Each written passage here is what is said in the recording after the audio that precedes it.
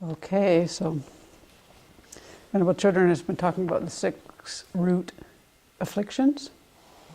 So I thought I could join in on that. And the one I wanted to speak about a little bit was jealousy. Mostly because I find these verses so helpful that she taught on last October. And I think I've spoken about some of the verses before, but I don't think I spoke about this one. So in the Chinese canon, they've got some of Nagarjuna's writings, and they were translated into English.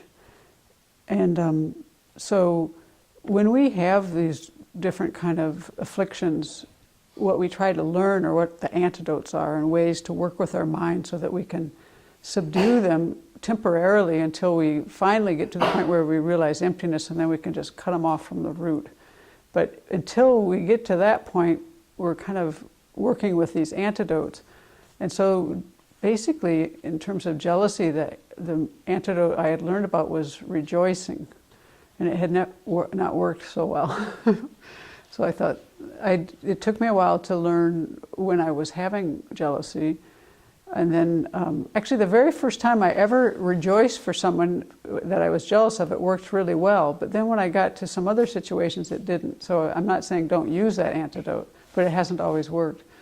And so this phrase from Nagarjuna actually I find quite helpful.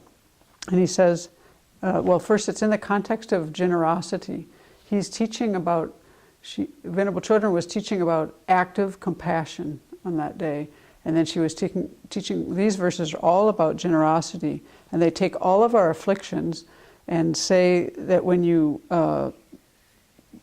try to give with this frame of mind, you'll reduce the afflictions and eventually reach nirvana.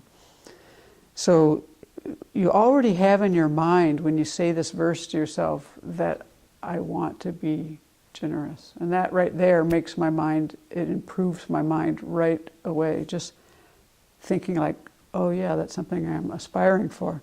So then the verse says, by being respectfully mindful of another, one gets rid of jealousy.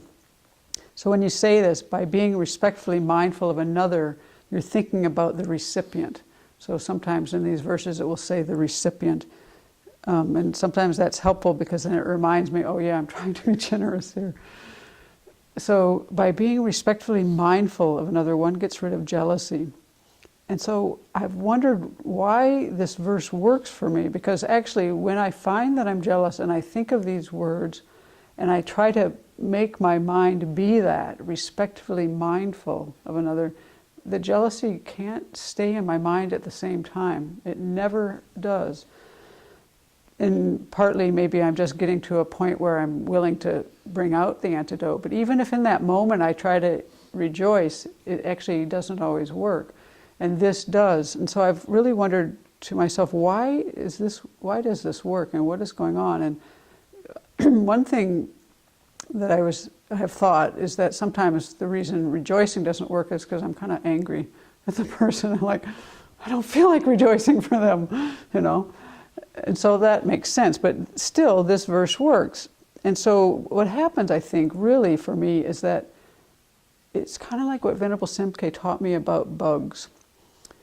I really think, in looking at my experience, is that even though I knew bugs were living creatures, there was a part of my mind that was just kind of on automatic and just thought they were things, like not even living beings, just kind of things, these little things on the floor that were in your way.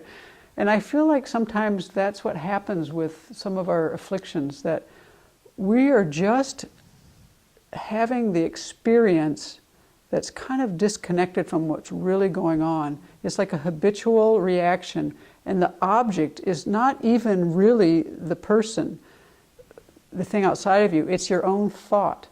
And so what happens is you're reacting to your own thought, and you're not even seeing the person. And sometimes I feel like when I've tried to understand jealousy is that what makes me almost kind of sick sometimes is that when you're jealous, sometimes it's almost like treating people like commodities. You're not really seeing them as caring human beings who have feelings, who happy, who are suffering, you're just a little bit on automatic, and the reactions, I feel, are a lot of times kind of habitual to my own thoughts of how I'm kind of characterizing a situation. So that's why I think this verse helps me, because by being respectfully mindful, I actually really think about the other person as a human being. I think the respectful part brings the humanness in for me. The mindful brings like the attention to the actual person rather than to whatever I'm thinking. And I think that's why this kind of breaks into it. And for me, it seems like that's like a mechanism that happens with a lot of different things, where we're actually reacting to our own thoughts and we're not aware of it, so we externalize it to someone else. I think that's not so unusual and very helpful to see, because then you can see it's kind of all ridiculous and it's a little easier to let it go.